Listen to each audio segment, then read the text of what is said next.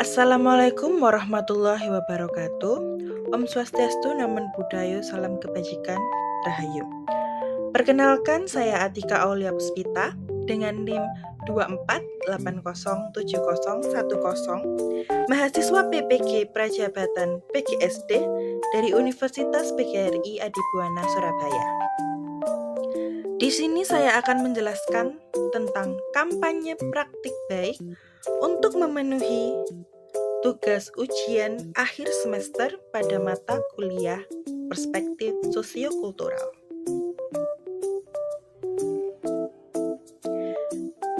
Di sini saya akan menjelaskan tentang penerapan scaffolding pada Zone of Proximal Development atau ZPD pada pembelajaran Bahasa Indonesia kelas 4C di SDN Menanggal 601 Surabaya.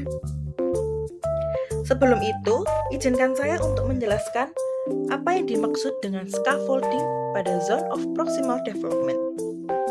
Scaffolding adalah pembelajaran dengan memberikan suatu dukungan atau bantuan kepada seorang anak yang ada pada awal pembelajaran, yang kemudian sedikit demi sedikit mengurangi dukungan tersebut saat anak dirasa mampu untuk memecahkan problem dari tugas yang sedang dihadapinya.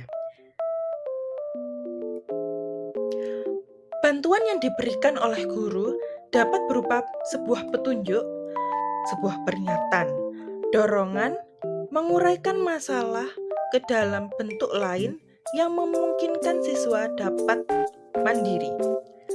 Dalam pendidikan usia dini saat ini, scaffolding mengambil peran yang sangat penting dalam proses pembelajaran di setiap aspek menuju dan mencapai tahapan perkembangan anak atau biasa disebut child development.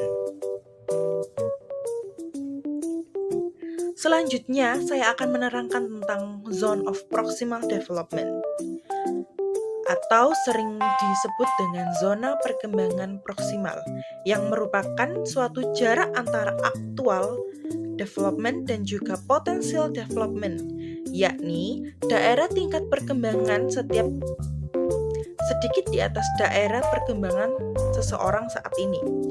Vygotsky percaya pembelajaran terjadi ketika anak-anak bekerja dalam zona perkembangan proksimal mereka. Zone of Proximal Development mengacu pada jarak antar kemampuan aktual individu dan juga potensi maksimum yang dapat dicapai melalui bimbingan atau bantuan dari orang yang lebih berpengalaman. Hal ini mengacu pada pentingnya peranan seorang guru dalam membantu peserta didiknya untuk mencapai potensi maksimal mereka dalam belajar.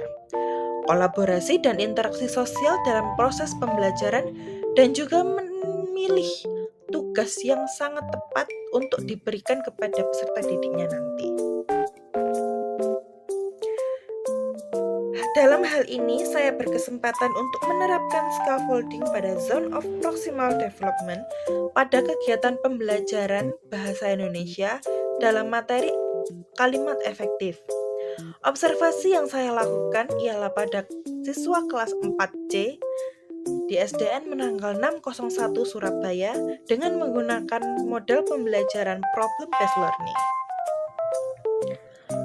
Penerapan pembelajaran ini diterapkan pada kegiatan pembelajaran di mana saya sebagai guru melakukan penyampaian materi.